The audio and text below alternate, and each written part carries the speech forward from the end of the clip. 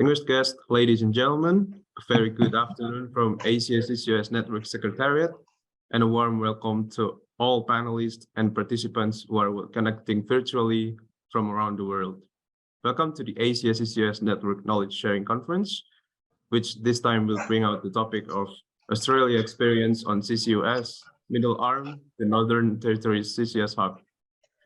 My name is Rian Wiratama, Research Associate for Energy Research Affairs from the Economic Research Institute for ASEAN and East Asia, or ERIA. And it is my great pleasure to be your MC today.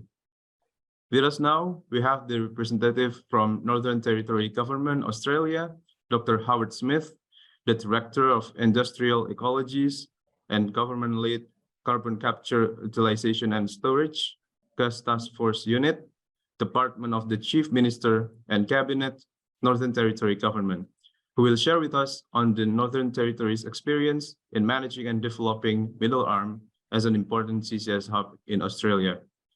Before continuing to the main agenda, I would like to briefly explain about housekeeping rules, which during the presentation, all participants can drop questions in the Q&A box on your screen. And we will discuss them during Q&A session after commentary session. Without further ado, it is my great pleasure to invite Mr. Shigeru Kimura, Special Advisor to the President on Energy Affairs of ERIA, to give his welcoming remarks. Mr. Kimura, the screen is yours.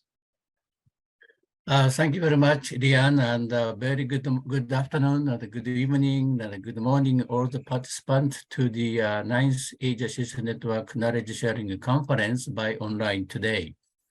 First of all, I'd like to express my thanks to all of you for your participation to this conference. And secondly, appreciate Dr. Howard David Smith for your participation to this conference as a resource speakers. Title of this knowledge conference is already Rian said, is Australian experience on the CCUS, Middle Arm, the Northern Territories CCS hub. As you know, Australia is an advanced country regarding the promotion of CCS and CCUS.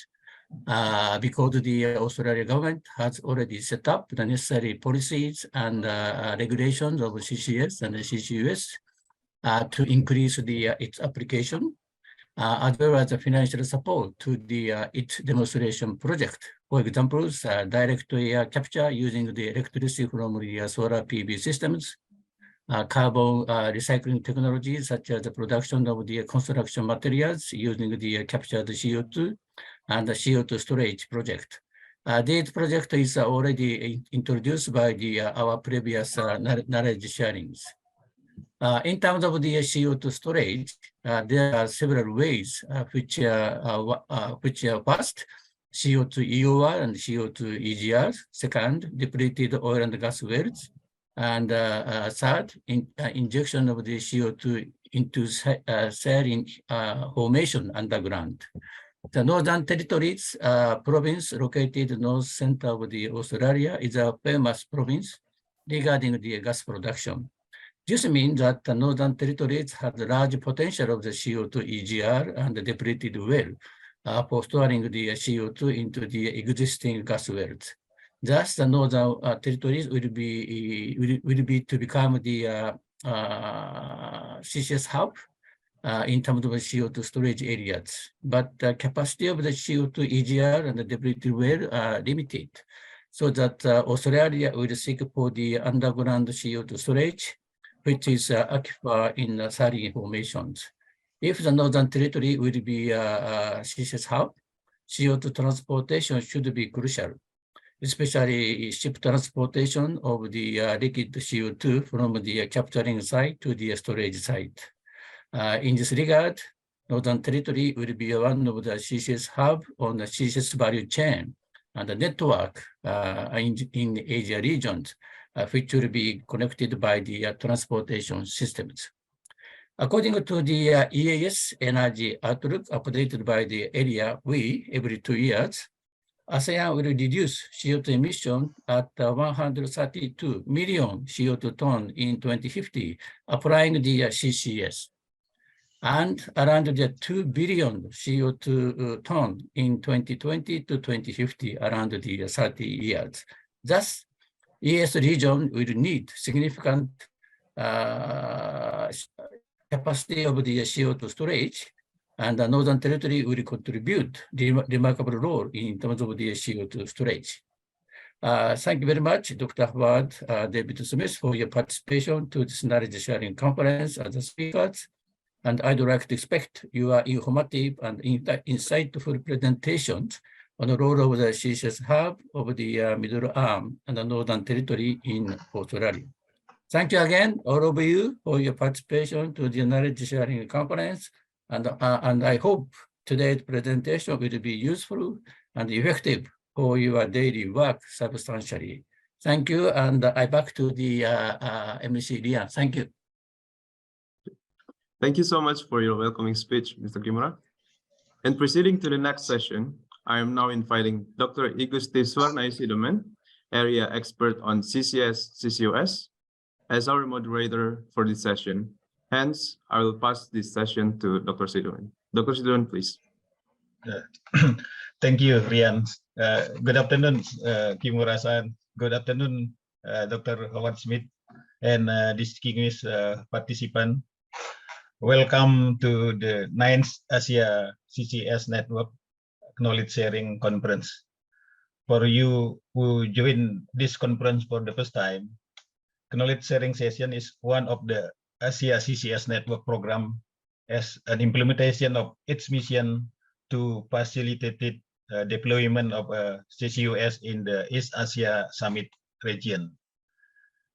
ASEAN was established in 2020 at the 14th East Asia Summit Energy Minister meeting in 2020, attended by the minister and senior official responsible for energy from East Asia Summit participating country that are also ASEAN member state, Australia, the people of Republic of China, India, Japan, the Republic of Korea, New Zealand, the Russian Federation, and the United States.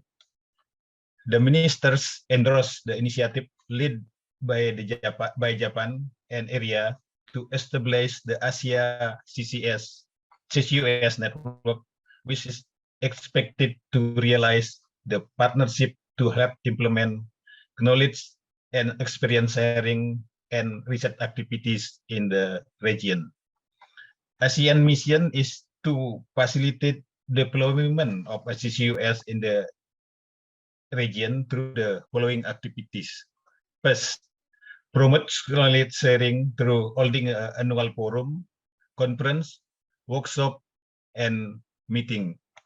Second, conduct research study on technical, economical, and legal standard of CCUS in East Asia Summit region. And the third mission is all capacity building training workshop. Our topic for today knowledge sharing is Australia experience on CCUS, Middle Arm, the Northern Territory CCS hub. Our speaker is Dr. Howard Smith. He is Director Industrial Ecologist and Government Lead on CCS project for Northern Territory Government CCUS Decarbonization Group. He assumed this position since February this year. He is a project manager involved in engineering, planning, and development of hydrogen, CCUS, oil and gas industry for the Middle Arm Sustainable Development Basin and the Bitelu Sub-Basin in the Northern Territory. He prefer to call his profession as a industrial chemist or chemical engineer. He has over 25 years experience in the mining, oil and gas industry, and 10 years in the public sector. He is also university qualified in field of archaeology, environmental science, and advanced business management, all related to oil, gas, mineral sand, iron ore, bauxite, and uranium, including the role of the social license to operate. The sharing session will start with presentation from Dr. Robert Smith for 30 minutes.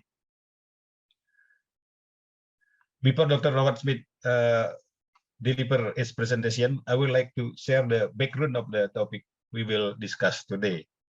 Yeah, the Northern Territory, formerly the Northern Territory of Australia, is one of Australia territory in the central and central northern of Australia. As you know, the Commonwealth of Australia constitutionally consists of 6 federated states: New South Wales, Queensland, South Australia, Tasmania, Victoria, and Western Australia, and 10 federal territories. One of the territory is Northern Territory.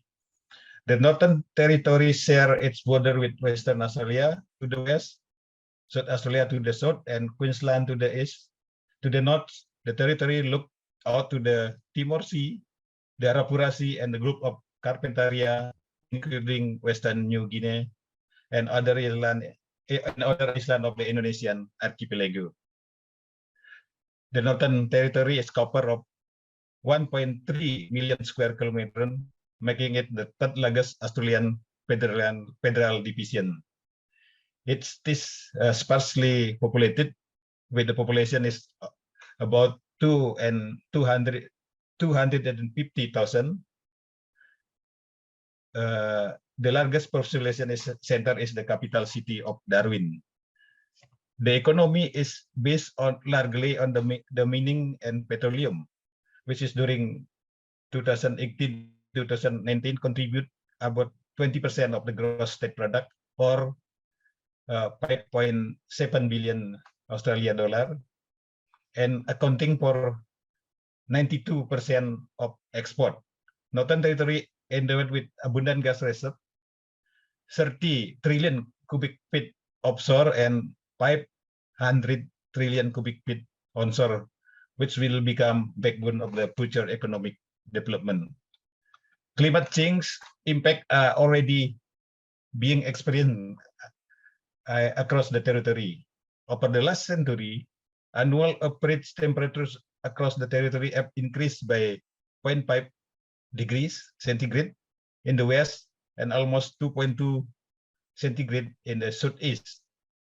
There has been a significant increase in the number of extremely hot days, both in the top end of Central Australia. In the top end, climate modeling indicate that this trend will continue. Sea level are rising, with the territory coast experiencing some of the highest rise in the world. Level are projected to rise by 1.70 meter by 2030 and up to 1.85 meter by 2090. The territory government is committed to taking action on climate change to maximize the economic, social, and environmental well-being to the territorian. Northern Territory Climate Change Response toward 2050 was launched in 2020. The Northern Territory Low Emission Hub Business Case Project, established on 2021, is accelerating effort to reduce emission in Northern Australia and accelerated the creation of low-emission advanced manufacturing industry. Among the program is the partnership in advancing potential of the largest CCUS project in the world to transform existing industry, enable low-emission hydrogen, ammonia, petrochemical sector in the territory. We will hear from Dr. Howard Smith how the project evolving to be a successful CCS hub in Darwin. Without further ado, Dr. Smith, please start your sharing. The screen is yours. Okay, thank you very much, Dr. Gusti, and thank you everybody for attending. It's indeed a pleasure to be here to have a bit of a discussion about where the Northern Territory fits into the Southeast Asian scene for carbon capture in combating climate change, and give you a bit of an idea of what our plans are, where we're at this point of time and where we've been. So what I'll do is just start sharing the screen, and I trust that everybody can actually see this. It's probably just loading at the moment. Okay, so you should be able to see a screen that says Middle Arm, the Northern Territory CCS Hub.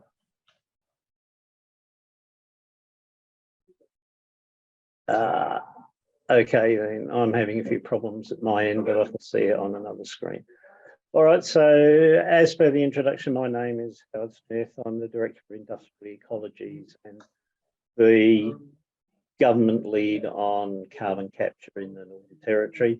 My main role is to pull together all of the interesting and challenging parts of industry development in the Northern Territory, and try to tie them together in terms of our waste management, circular economies, and of course carbon capture work that is so necessary to address climate change matters.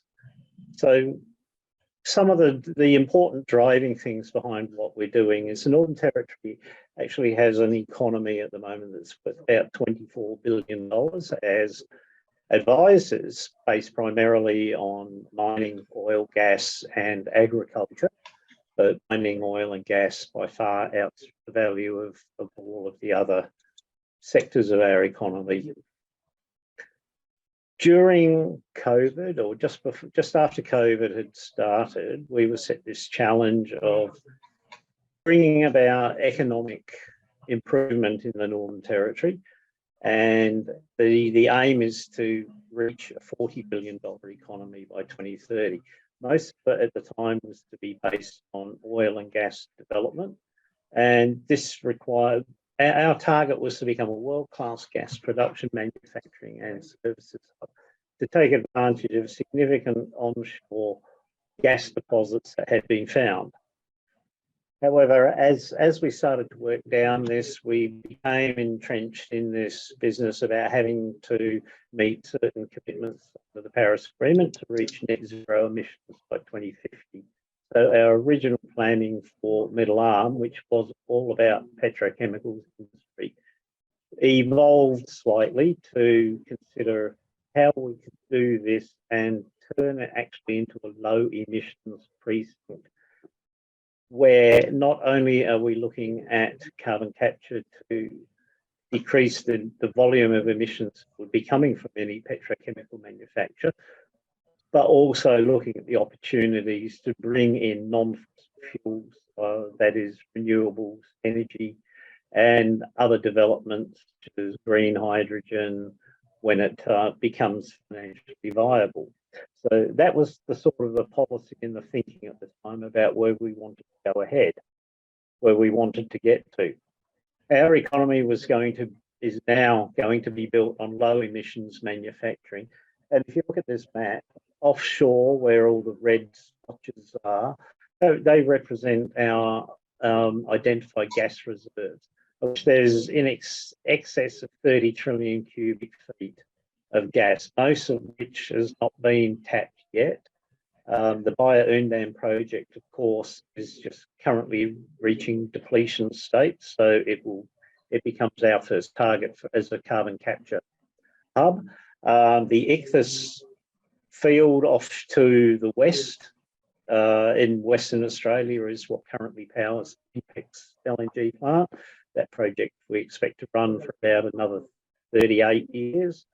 And directly north of Darwin, there's a couple of small fields called Evans Shoal and Barossa.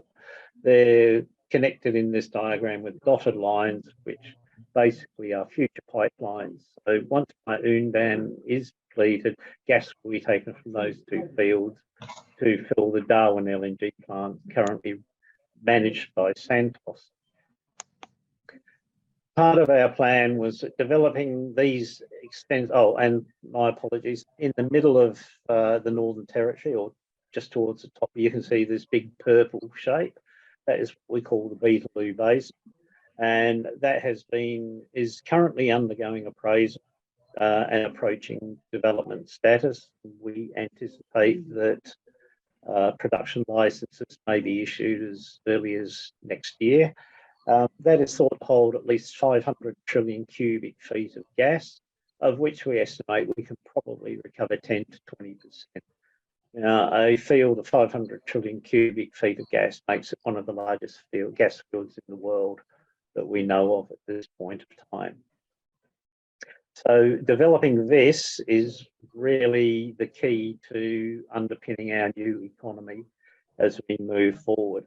And as I mentioned, although it's a gas-based economy that we were looking at, it still has to be developed now in line with the objectives of climate change management and the net zero emissions plans laid out under the Paris Agreement. Now, a bit of a focus on Middle Arm. We started planning out Middle Arm itself in late 2018, early 2019. We stepped through a process identifying what we needed to do with essentially what was a greenfields type area, bearing in mind, of course, the impacts of Santos were already there and in operation.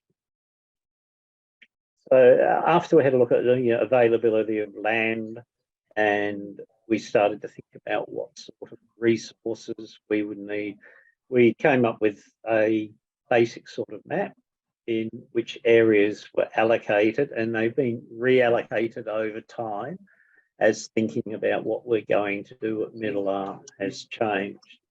It's important to understand that when we started working on Middle Arm, we always entered into it with a degree of flexibility, so that we recognise that if certain parts of our plans were not going to happen, we still had areas where we could bring in other projects which also met the requirements for low emissions precinct. So if you look carefully at the map, you'll see there's areas allocated for hydrocarbon processing, utilities areas for carbon capture and storage, areas specified for hydrogen production, and areas specified for critical minerals production. So what we've tried to do is set up a precinct that is capable of managing many different low emissions type manufacturing processes. But even though we've allocated areas, they can be moved around on the actual estate itself. So essentially what will happen in terms of it being built out in the future is whoever comes in first with a viable project will be able to just select where they want to go. And essentially we expect that other industries based around their products will develop over time. One of the key areas is the blue area, the bright blue area that you see to the north. That's an area that we understand we need to dredge, but allows in larger vessels for taking products out of Middle Arm, and also for bringing carbon dioxide and other products into Middle Arm. So we're looking at building a new wharf facility, port facility in that area. And the common user area is an area that we're targeting for large holding tanks for inward bound carbon dioxide and outward bound products. It's still very much in the planning phase at this point, but we've reached the point where we've laid out what we want to do, where we want things to go, and identified the sorts of infrastructure that we require. In 2021, the federal government allocated us $1.8 billion funding. It's now been cut back to $1.5 billion of funding.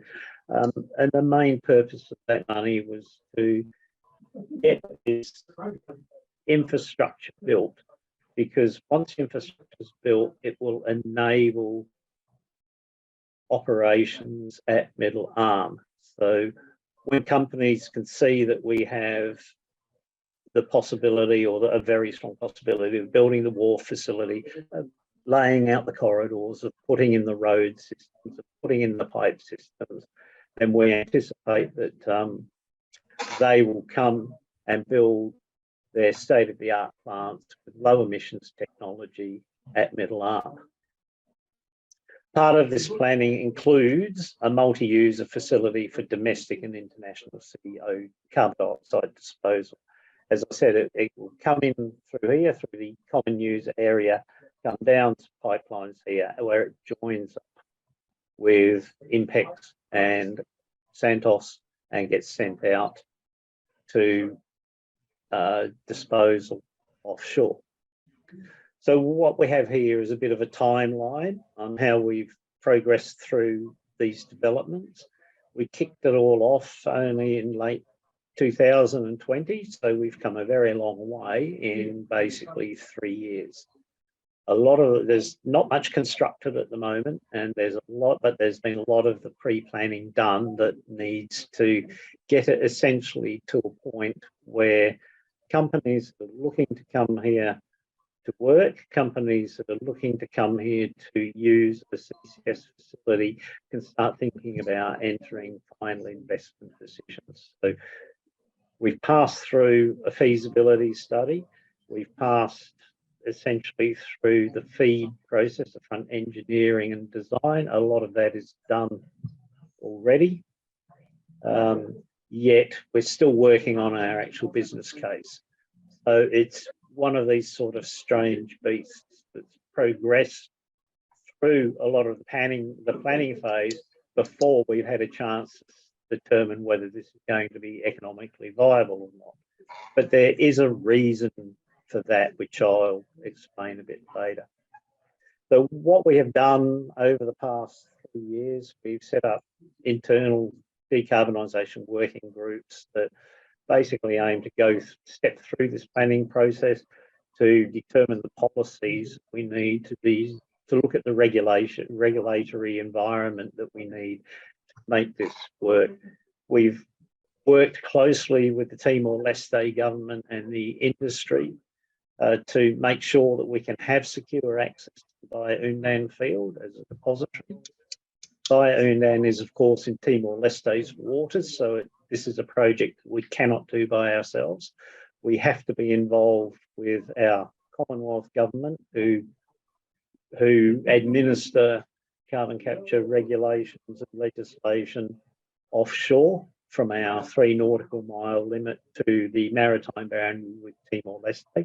Timor-Leste are responsible for approximately 100 kilometres or so of pipeline and the platforms, which are in Timor-Leste waters above the Bayu-Undan field. And the Northern Territory really is responsible for management of the regulatory requirements for Middle Arm itself, the CCS structures, and the pipeline facility that goes from onshore to our 3 nautical mile limit, where it then gets taken over by NOPSEMA. So we've had to do a lot of collaboration with Timor-Leste and with the Australian government and LNG industry to make sure that we have this, we can secure this CCS capacity offshore. There's 2 parts to this. There's the Bayu-Undan field, and there's a much larger field, which we call the Petrel Sub-Basin, which is in West Australian waters. And we'll talk a little bit more about these a little bit later. So we're still ongoing discussions with Timor-Leste, ongoing discussions with the Australian government. And at this point, the Australian government has just held an inquiry into what it will do about the London Protocol being one of the main legal requirements that has to be met to allow transport of carbon dioxide across international boundaries. So it affects us in 2 ways. It will affect us in importing carbon dioxide from the ASEAN region, and it will affect us in exporting carbon dioxide to Timor-Leste. However, that inquiry has been finished. The recommendation is that it will be ratified, and we're now just waiting on the timing of that, which we expect to be completed before the end of this year. Once that is ratified, then essentially that provides a green signal to Santos and INPEX to proceed with their projects, because it will allow import and export of carbon dioxide, subject, of course, to the necessary bilateral agreements being achieved with other participating countries. Okay, we'll talk a little bit about the role of Bayu-Undan and Timor-Leste in developing our middle arm CCS hub. Okay, it's going to be built in 3 basic phases. The first phase will see carbon dioxide sent to Bayu-Undan gas field for disposal. Our understanding is that the field can hold at least 250 million tonnes of carbon dioxide and operate for around 25 years.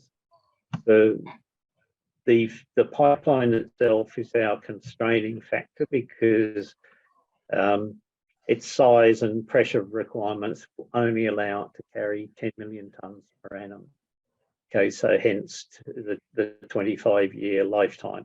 However, we believe that there is a large possibility of other saline aquifers there that can be used, and subject to their appraisal, that the capacity of the field may be significantly increased. Interestingly, Timor-Leste are also looking at the possibility of direct import of carbon dioxide from ASEAN into the platform areas for deposit in the Bayu-Undan field. Currently, well, the negotiations between us and Timor-Leste, which also involve Santos, commenced in June 2022. Although Santos have had a very strong relationship with Timor-Leste for many years and have had previous discussions about this before the Northern Territory became involved.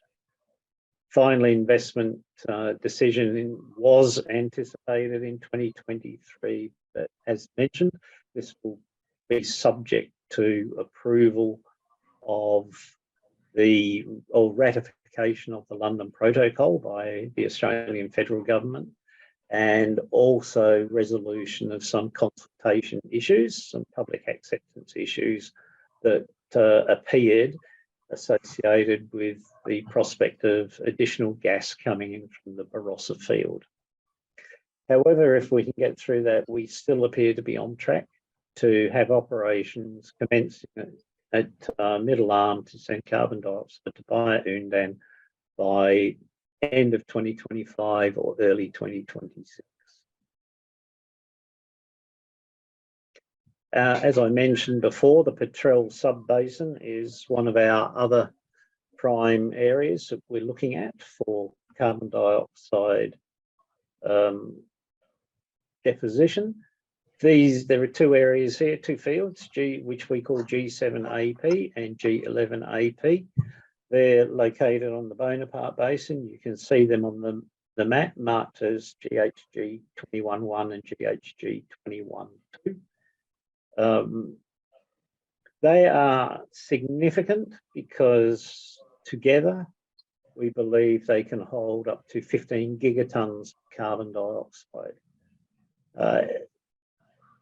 Currently, we're in negotiations at federal and territory levels and with the proponents, mainly INPEX and Santos again, although Chevron, SK Holdings and Woodside are also involved, because they're currently in appraisal phase. So we're looking at addressing whatever regulatory issues need to be dealt with. We're also looking at what environmental issues need to be assessed and managed so that these can proceed through to the front-end engineering decision phase. FID for these projects is anticipated somewhere around mid-2026, although this may be delayed now until 2027, and we anticipate operations will commence by 2028 or 2029. So what does this all mean? This graph shows essentially the greenhouse gas or carbon emissions from the Northern Territory across the past 10 years. Up until the commencement of the INPEX project at Middle Arm, we were producing around about 2,000 or around about 2 million tonnes per annum of carbon dioxide. But once INPEX came online, that shot up to nearly 8 million tonnes per annum. So what we're looking at now is a situation where the existing offsets that we had, which were suitable for what we were doing at the time, are no longer adequate. So what we need to do is address this significant increase in carbon dioxide emissions that has occurred through the production of an additional 8.5 million tonnes per annum of LNG at the INPEX plant.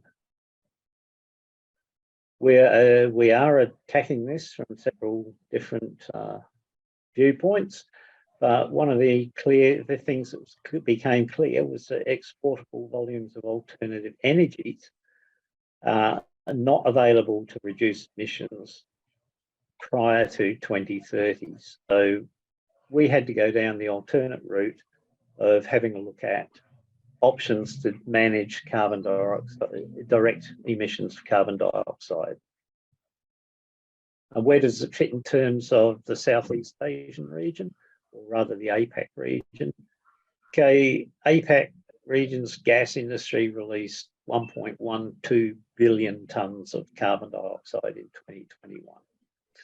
Okay, we have designed, as we'll look at in a minute, the Middle Arm facility to take carbon dioxide from especially from our trading partners and our near neighbours in the Asia Pacific.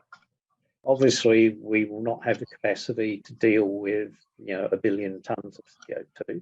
We're only a small area. We have limited resources, but we will do what we can to make this happen.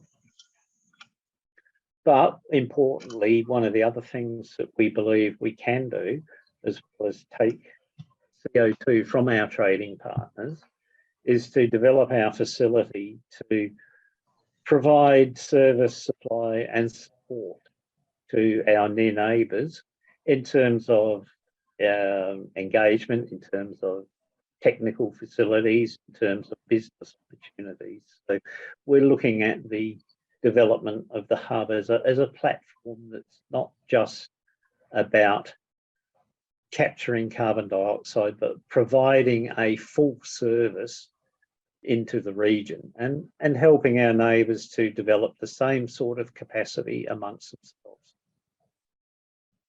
A little bit more about our vision. As I mentioned earlier, the facility is being designed in 3 stages. And what we can see on this map, it shows us where the pipelines are with the yellow dots. And phase 1 is basically collecting carbon dioxide from INPEX and from Santos and sending up to 10 million tonnes per annum out to via Undam. By close to 2030, we believe we will have available capacity out at the Bonaparte area, which was those 2 areas, G7AP and G11AP, which will allow us to expand our export of carbon dioxide up to about 15 million tonnes per annum. And by 2040, we anticipate that we will have developed enough capacity out in those fields to take up to 25 million tonnes per annum. At current industry rates of carbon dioxide, our offshore fields essentially have the potential to capture the entire Northern Territory's carbon dioxide emissions for more than 1,500 years, which gives you an idea of the spare capacity that we have if we can build enough pipelines and have enough infrastructure to take additional carbon dioxide from around the region. So we haven't at this point determined what the maximum capacity is we can take, because that will be determined especially by the number of pipelines we can physically build in and out of Middle Arm. But we anticipate that it may at some point in the further future be able to take up to 50 million tonnes per annum, some 10 to 15 of which would come from the Northern Territory itself, allowing an extra capacity of 35 million tonnes per annum to come in via imports. Final slide is just a little bit of an idea about our thinking on the industrial ecology that's involved around Middle Arm. We're not just looking at carbon dioxide as something that we can receive and deposit into the ground. We're also considering what we can do with the carbon dioxide if we have sufficient volume to use, and if we have sufficient interest from companies that are looking to use carbon dioxide to manufacture other materials. So a good example is of urea, for instance. So it may be possible in the future to have green ammonia made using electrolysis of water and capture of nitrogen from the atmosphere, and then reuse some of the carbon dioxide from out of our system to make urea as an exportable product, and essentially go down the path of looking for value-added materials to make. So we have worked with the CSIRO here to give us, to develop a roadmap, and that roadmap indicated that of all of the possibilities that we can see, urea, methanol, jet fuel, and mineral carbonates are the most likely things that could add value to our system. Now, this diagram that you see also provides an indication of how, as further opportunities to decarbonise Middle Arm arise, that we will be looking to plug in solar power. We'll be looking to plug in clean water, so that we can actually go through this process of using wastes, using our resources efficiently to make bulk commodities that we can export out through Middle Arm that are low carbon and meet the requirements of our low emissions policies, and will contribute to our $40 billion economy. So with that said, that's about all that I wish to talk about today. I'm happy to take questions. The last slide, there are two principal contacts on there. One is myself, one is my immediate manager, the chairman of the gas task force. So with that, I'd like to thank you for listening, and I'll open the floor to any questions. Thank you, Dr. Howard Smith, for very informative presentation. Although it seems that the Middle Arm CCS are still in the planning stage, it seems the project is quite prospective to be a success. There are main factors that could support the realization of this project. First is the Australian government and the territory government commitment in reducing greenhouse gas emission to the atmosphere, and then also long history of government support to initiate to support the CCUS. For example, Australian government already introduced a number of initiatives over a number of years to encourage CCS, including the 2 billion flagship project to fund carbon storage task force, national CCS council, data acquisition program, and also state government initiative. There is also several CCS pilot projects, such as Otway,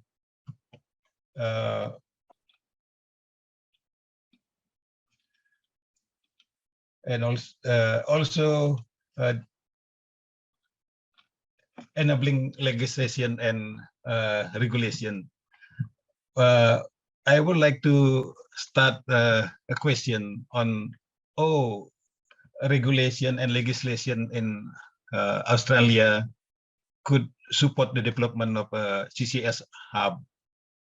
Will you please explain the role of legislation and regulation to promote the CCS hub in Middleham? Thank you.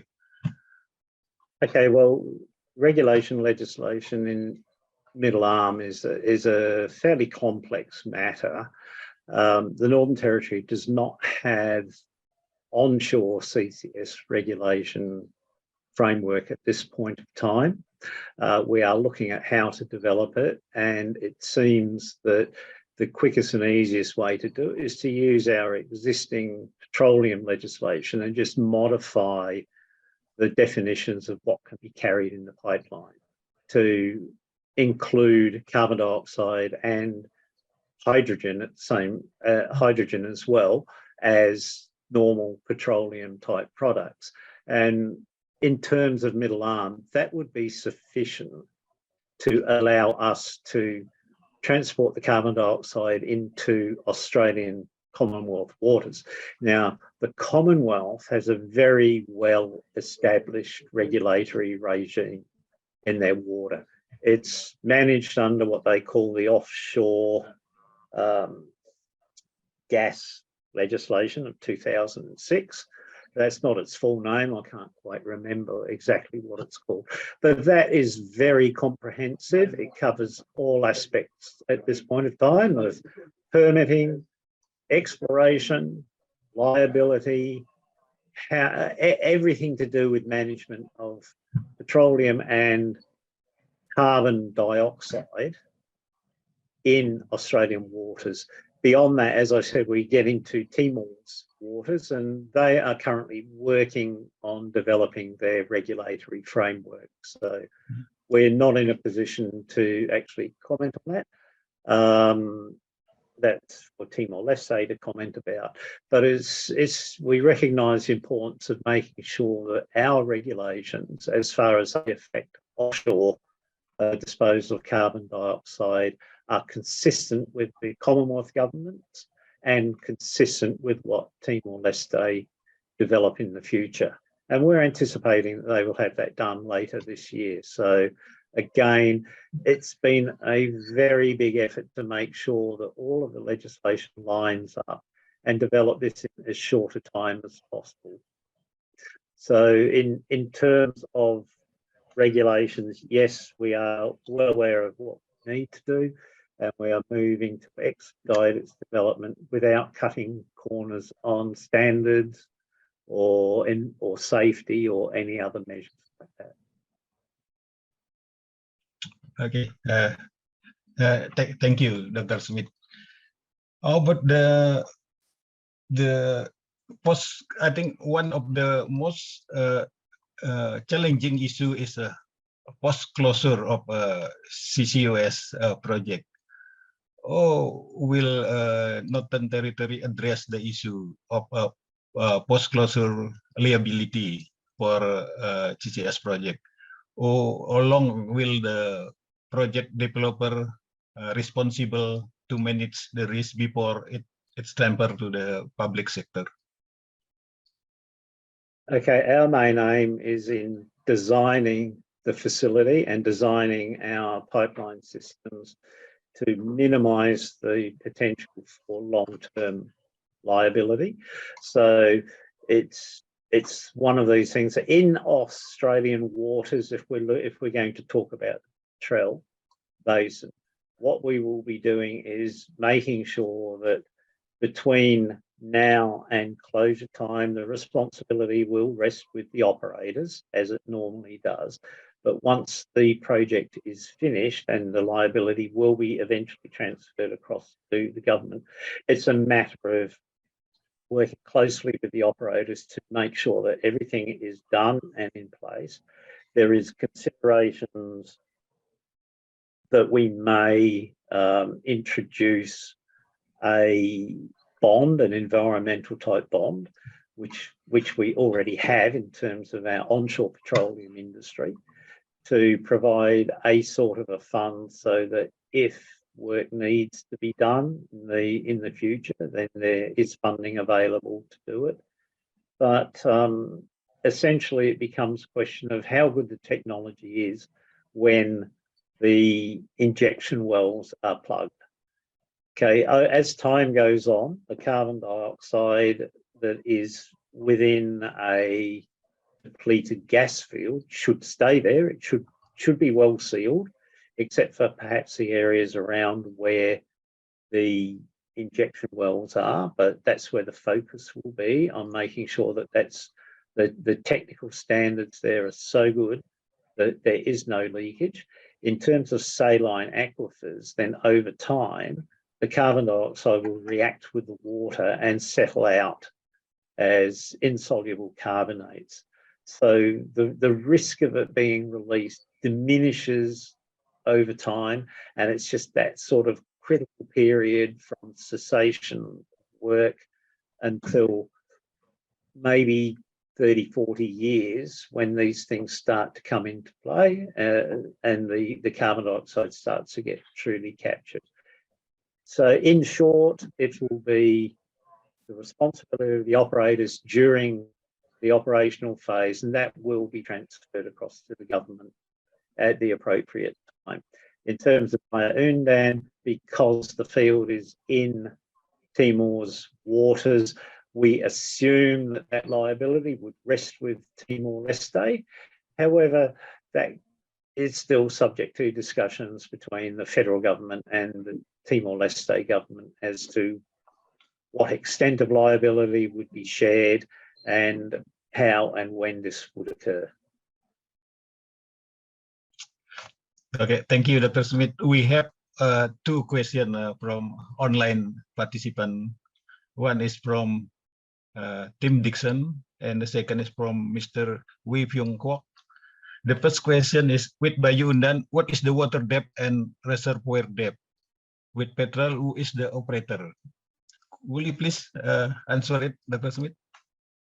Okay, I understand that the depth, or the well depth at Bayu-Undan is about 1.8 kilometres. And this is extremely useful information for us because the carbon dioxide we're planning to send the carbon dioxide as a supercritical liquid. And once it's below about 800 metres to 1 kilometre, it will remain as a supercritical liquid. If it's much higher than that, then it will start to regasify, and that's when you may have problems with leakage, if there's any problems around the well, or long-term liabilities, as we were discussing. Okay, so hopefully that's answered that question. It's quite deep, about 2 kilometres down. And in terms of Petrel, we have two fields there. The first field, the one closest to Darwin, G7AP, will be managed by INPEX with their joint venture partners, Woodside and Santos, I think.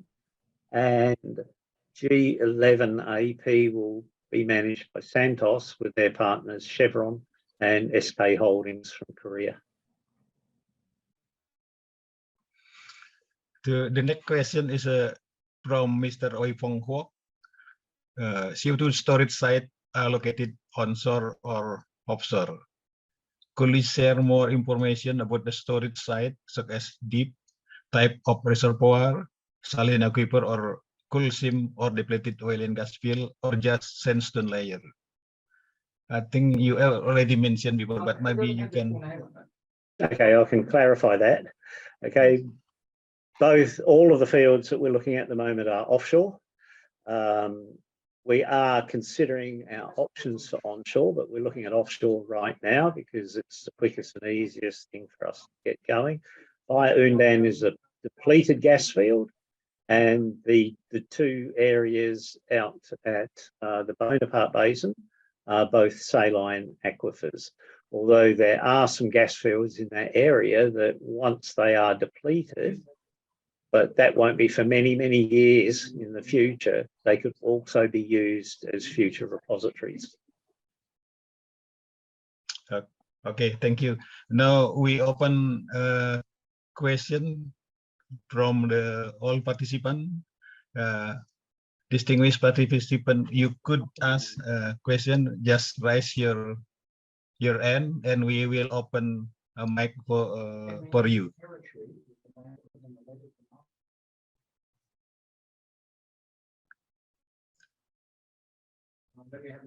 I'm sorry, Dr. Gusti, there is a question from Dr. Wirawat in the webinar chat.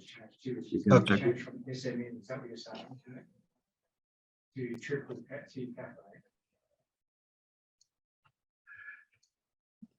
Yes, Dr. Smith, we have a question from Dr. Wirawat Chantanakome from Thailand. What will be the potential environmental impact and risk associated with CCUS, including issues related to leakage, groundwater contamination, or seismic activity? How can we mitigate this risk and ensure the safe operation of CCUS facilities? Please, Dr. Smith, maybe you Okay. could explain this issue. Yeah, and obviously until it is built and operating, we cannot definitively understand how large impacts will be. But these facilities are designed to minimize the risk. Okay, so leakage should not occur. Obviously, if there's a problem with the pipe or the concentrating facility onshore, then that can be managed very easily. If the pipe is underwater and begins to leak, then it can be monitored and the leak can be found and the leak can be repaired. If we're talking, however, about leakage from the actual reservoir itself, then what we must understand is that leakage tends to be extremely slow. It's at depth under the ocean, so whatever does leak out, if it's a slow leak, will react with the seawater and a lot of it will be precipitated out as carbonate. Groundwater contamination would not be a concern offshore because we're talking about water sources that are not drinkable anyway, and the whole point is to inject carbon dioxide into these water sources so it has a chance to precipitate out and become locked up and not ever return to the environment. Seismic activity is something that essentially we are aware of because it involves large movements of the earth, then there's not really a lot that can be done about it. However, Australia is, in this area around Australia, is fairly safe in terms of large earthquakes. A lot of earthquakes do happen, but they're much further to the north of us here. So Bayu-Undan may be at a bit of a risk. However, we must also bear in mind that despite whatever seismic activity has happened in the past few years, there's been no significant leakage of gas from the Bayu-Undan field. So it's reasonable to assume that once we start putting carbon dioxide back into the vacant space, that the same principles would apply. The waters near Petrel are a lot less subject to seismic activities, so we don't anticipate any problem. However, it's much like anything else, is that it's at the injection wellhead site, because they're so far offshore, the same principles of management would apply as applied to pumping out oil and gas offshore. So these management tools are in place already. The oil and gas industry knows what to do. It knows how to operate them. And these could be quickly transferred across to a CCS facility. In terms of onshore, yes, it's basically the same sort of deal. We know what to do. But Middle Arm itself is in a very stable sort of area. There is no usable groundwater at Middle Arm. The biggest risks that we really face are engineering problems related to physical rupture of pipes, breakdown of valves, collapse of tanks, things like that, which rarely ever happen anyway inside the oil and gas industry, because the standards that are used and the management that is done is of such high quality when dealing with explosive mixtures like petroleum, oil, gas, that when they're applied to a reasonably inert material like carbon dioxide, we don't anticipate seeing anywhere near the same sort of level of risk. Hopefully that answers the question, but quite happy to provide further information offline, because I think we're just about at the end of our time. Yeah. And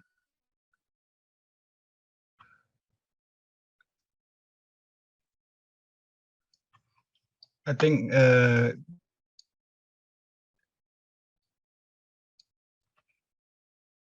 one more question, Dr. Smith. I think is from Mayang Pandey, who is a student of international relations at the climate change issue.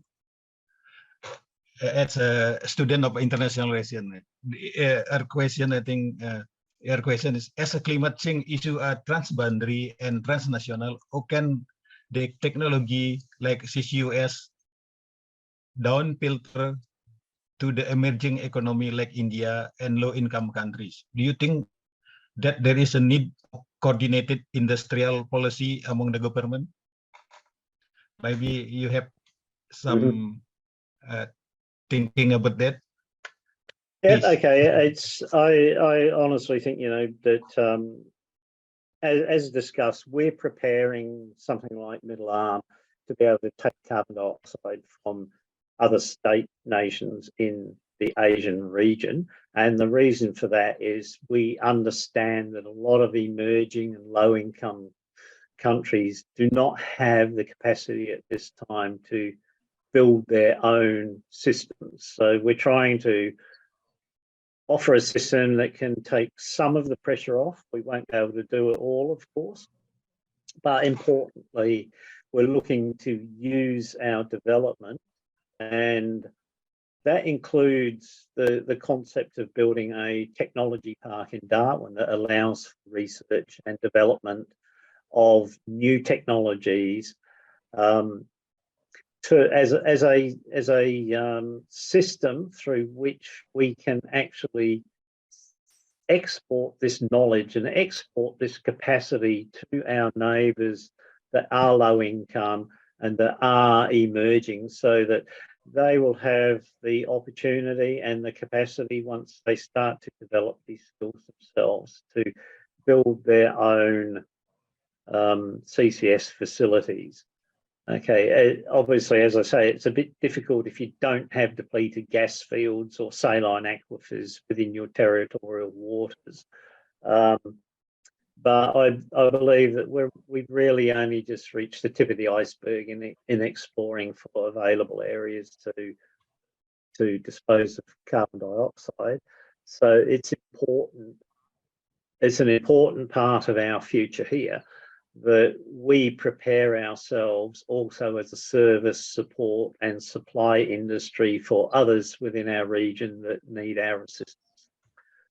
Hopefully that addresses at least some of that question. it is something that needs to be discussed at a much higher level across various national bodies within international forums such as this. Thank you, Dr. Smith. I think one question left from Dr. Wirawat also. He asked about the Australian experience. What strategy could be employed to enhance public awareness and understanding of the benefit and risk associated with the CCUS? Yeah, that's an interesting question, because it's one of the hardest parts of developing a CCS facility to actually manage, because what we understand is that, you know, there's when you come and talk to the community, there's a whole load of issues at play. And if I was to say anything, the most important strategy, the most important thing that anyone can do is to build trust and respect with the community, because the communities will come at this from various different points of view. People will have heard stories and they will believe misconceptions, they will believe facts, but to approach people and think they have no understanding of what this is about is generally a bit of a fallacy, because what they do is they read, they understand, they participate, and they have discussions about these sorts of projects amongst themselves. But what they're really interested in is, the key to this question is understanding the benefits and risks. That's the key thing of what they're thinking about. And as administrators, as politicians, as government employees and advocates for any sort of technology, we have to understand where they're coming from. So they're talking about, how is it going to affect my health and safety? How is it going to affect the immediate area where I live? What benefits are in it for us, community level, local economics? You know, is it going to create jobs for us? And it's just an understanding of where people are coming from, and when they're thinking about whether they're happy with CCS or whether they're not happy with CCS. But behind all of that is building that trust and respect with people, so that whatever their past experiences are, they can fully understand this. It's not just about sharing information, it's more about education at community level. So it's a long, slow process of moving people forward into this. At international level, it's a little bit different, because as in this forum, we're talking on a par. We already have a strong understanding of carbon capture. We know what it's about. We know why we're looking at it. So for us, it is more about information sharing. Okay, so we need to understand how we're all approaching this problem so that we can work together and come to a consistent outcome. At community level, there's a whole different range of levels of understanding that has to be dealt with. And the only real way you can do that is through education. And some of the strategies there, you know, would be, yes, roundtable discussions, working groups, face-to-face discussions, especially with groups that are a little bit more anti-development of CCS type things. Other things can be done in just as a group discussion, you know, as consultations, as taking people into a big hall and saying, this is what the project's about, explaining what the project's about, allowing questions and answers, and just but starting simply and then gradually developing this relationship with the people and gradually introducing the more complex ideas, because some people will understand it straight away, others will struggle to understand some of these things. So for them, it really is education. At a much higher level, when you're talking on par with scientists and government officials, then it's more about information exchange. How can we work together to make this happen? Same principle, community level. How can we work together to make this happen, but a slightly different approach?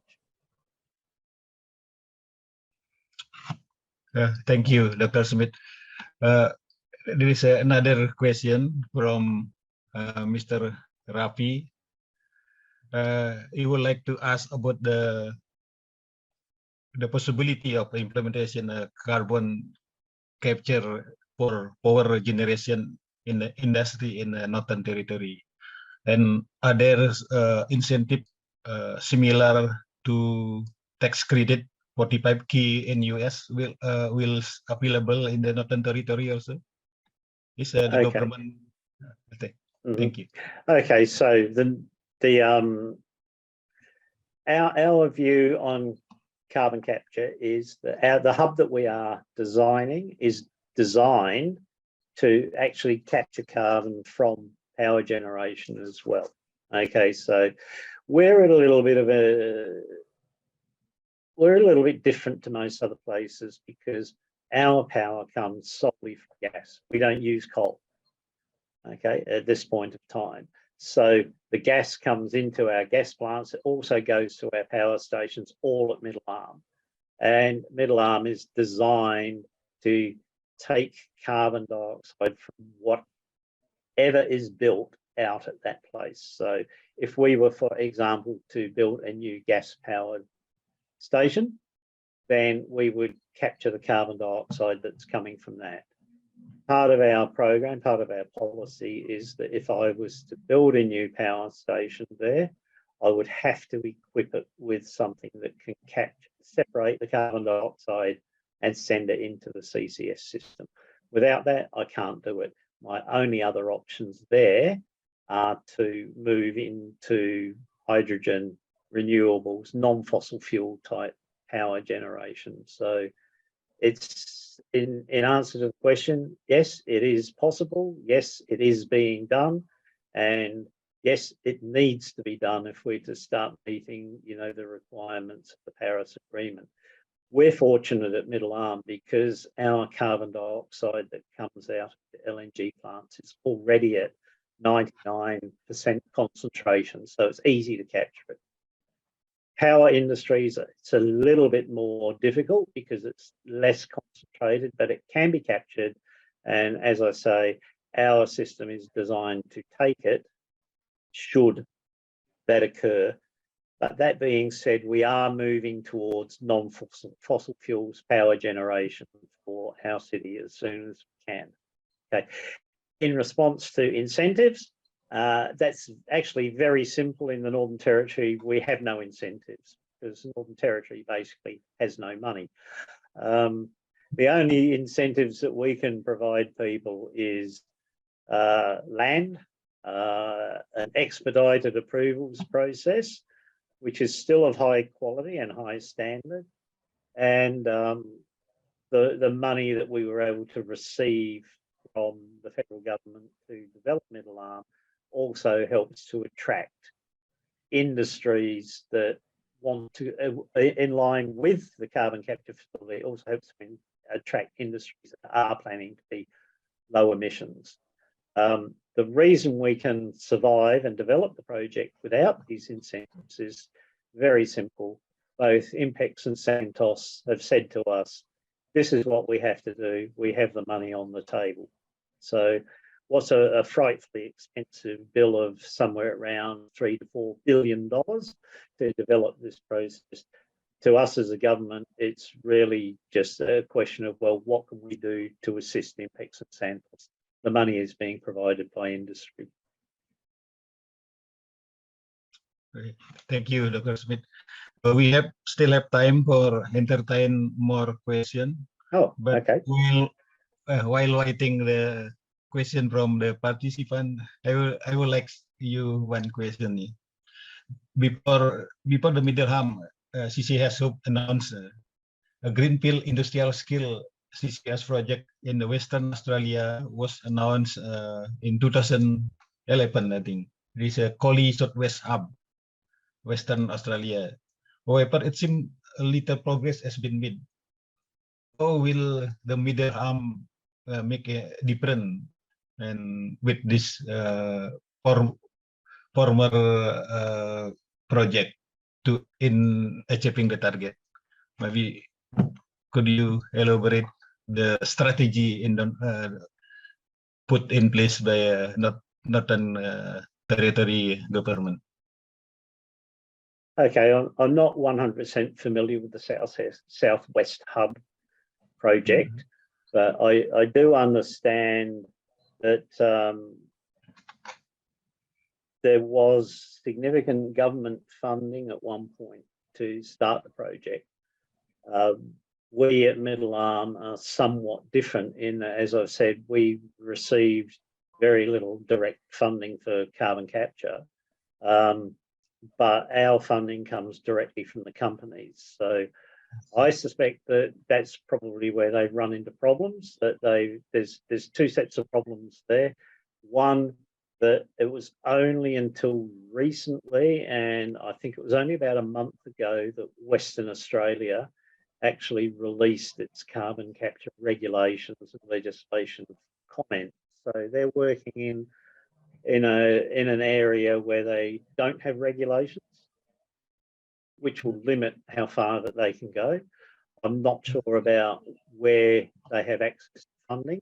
They may have industrial funders which are just sitting and waiting and saying, well, we need to get through the regulatory business first.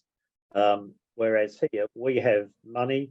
We also have a very strong collaboration between us as a government, between not only the two major LNG plant operators, Inpex and Santos, but also with their joint venture partners.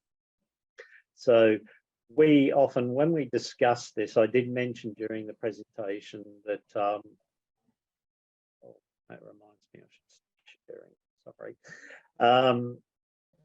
We have, as part of our decarbonisation working group, direct contact with our main industry, our federal government, and all of the joint venture partners. One of our premier scientific research groups, the CSIRO. Okay, so we have a very strong and cohesive group that is all moving towards the same goal. I'm not sure what the situation is in the Southwest Hub, but this is what's allowed us to progress so quickly, and also with great strength and confidence that we will meet our targets, is in that we have this cohesive, collaborative group that all want to get to the same point as quickly as possible. We recognise that, okay, we don't have a regulatory system of our own, but most of ours relies on an already established Commonwealth regulation, which is done by NOPSEMA. Recognising the problems that we had with the London Protocol, basically it was a little bit of a sneaky thing to do, but in discussions with the Timor-Leste government, like, fellas, they're not going to listen to us because we're just a provincial government. So you guys need to put pressure on our federal government, so government to government, pressure on to resolve this issue so that we can get this thing built as quickly as possible, because it was that which was holding everything up from our end. And then we also basically did the same in Korea and Japan, and went to our partners that buy our LNG and say, your governments need to put pressure on our government to resolve this London Protocol business. And I understand that they and other governments in the ASEAN nation basically ganged up on our federal government and were able to put on sufficient pressure that the government made it a priority to deal with. So that was the biggest concern that we had that might hold up timelines. And now that it's being resolved, our major developers, Inpex and Santos, are feeling a whole lot more comfortable about committing to final investment decision. And when they do that, then we will proceed. So our original timeline was 2025 for Bayu Undan. We may be delayed by 6 to 12 months from that, but if we hadn't started going down that path of firming up the regulatory environment, we may have well been delayed a whole lot longer than what we were. So I'd say the key things are that One, we're well funded, even though it's not by the government. Two, we have a very strong collaborative group to make this thing happen. And three, we essentially have, even though we haven't finalised it yet, the necessary regulations and legislation to make it happen. So for anyone else that's going through this process, they're probably the three key things you have to do. Engagement is another issue, of course. And the biggest problem with engagement is that all of the anti-development people out there like to tie carbon capture to oil and gas. So they're not, and I've had this discussion with environmental centre people, and they say, look, we're not against carbon capture. We're against being tied into expanding oil and gas. So basically, that's another thing that needs to be sort of worked on in the engagement process is, if possible, divorce totally carbon capture from the oil and gas industry. How are you going to do that? I don't know. Okay, thank you very much, Dr. Smith, for very comprehensive explanation. But because the time limit, I have to close the question and answer session. And what we learned a lot from your Dr. Smith presentation today. We will like share what scientific consensus is that CCS or CCUS is not an option, but is a necessity, necessary to deal with our climate issue. So we learn a lot in developing hub, CCS hub from Northern Territory. Similar from what we learned, maybe similar hub could be developed in our region in Asia. Thank you very much to Dr. Smith and also to distinguished participant. And then I will return the screen to the MC to Rian. Rian, please. Okay, thank you to our wonderful panelists, Dr. Howard Smith and our moderator, Dr. Sideman, and all participants for a fruitful presentation and discussion. We have heard from the expert today, from Dr. Howard of the Northern Territory, regarding the middle arm development as a prospective prominent CCS hub in Australia and possibly in East Asia region in the future. Before we end today's conference, now I would like to call upon Dr. Han Fumin, Senior Energy Economist of ERIA, to say a few words for the closing remarks. So Dr. Fumin, the screen is yours. Thank you so much. Rian, do you hear me? Yes, we can hear you clear, okay. Dr. Fumin.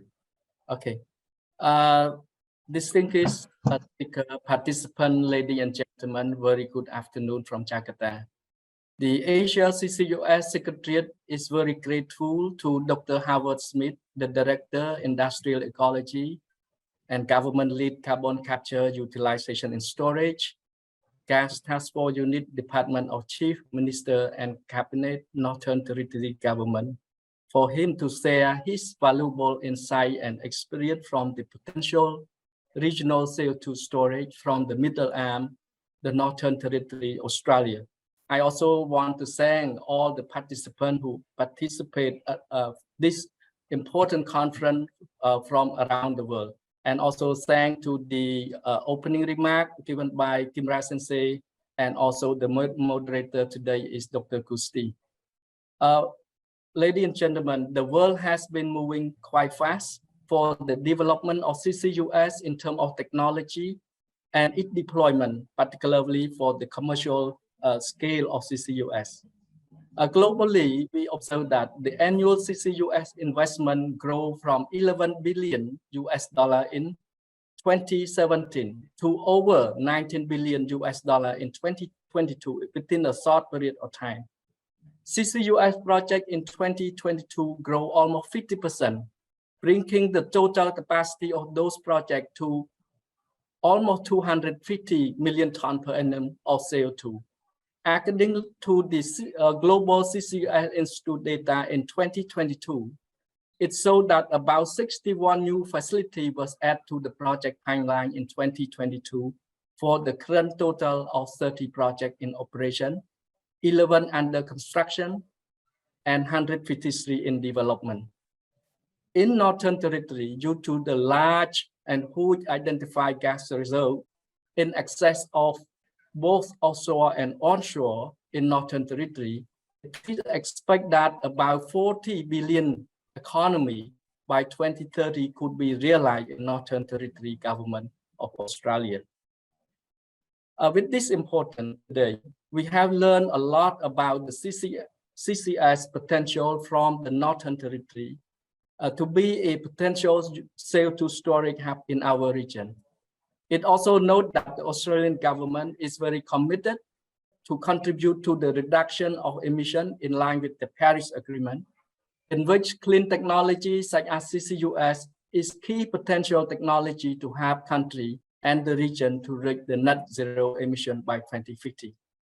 We also learned that key activity in Northern Territory with regard to CCS include the collaboration with the Timor-Leste government and the LNG industry to secure access to Bayu Undan field as CO2 depository, and also collaborating with the Australian government and LNG industry to secure additional CO2 storage capacity in Northern Territory water.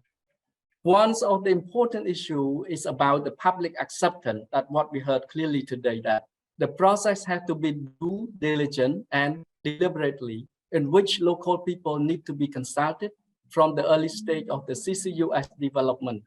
We hope this activity could be extended to ASEAN countries.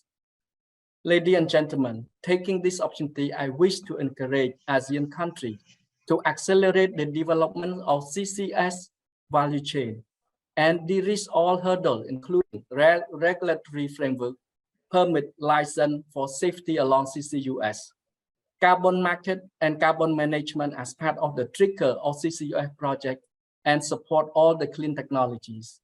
Share or develop business model for CCUS at scale. We also know that to secure finance investment for CCUS, the banking financer need to see if technical guidelines are developed and adopted globally in the CCUS value chain to guide the financer, issuer of the standard that emission reduction is quantifiable and acceptable globally. In this regard, the risking uncertainty within the CCUS business as it derives from policy and technical uncertainty are so critical for CCUS investment. Last but not least, the Asia CCUS Secretariat is very grateful once again for Dr. Howard for sharing this valuable experience from Northern Territory, and we want to thank for all participants for your active participation.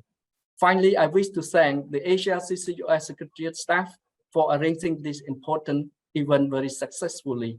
We wish you all a very good afternoon, and you all have a good Friday evening. Thank you so much. Back to you, Rian. Thank you, Dr. Fumin, for the closing remarks. And now we have come to the end of the conference. Thank you to everyone participating in this virtual conference. We are very honored to have our speakers sharing their view and expertise with us. Please visit our website at www.asiaccusnetwork-area.org to receive all about ASEAN news, updates, and upcoming events. We are looking forward to seeing you in the upcoming knowledge sharing conference and ASEAN activities. With that, this conference is officially closed. Thank you. Thank you.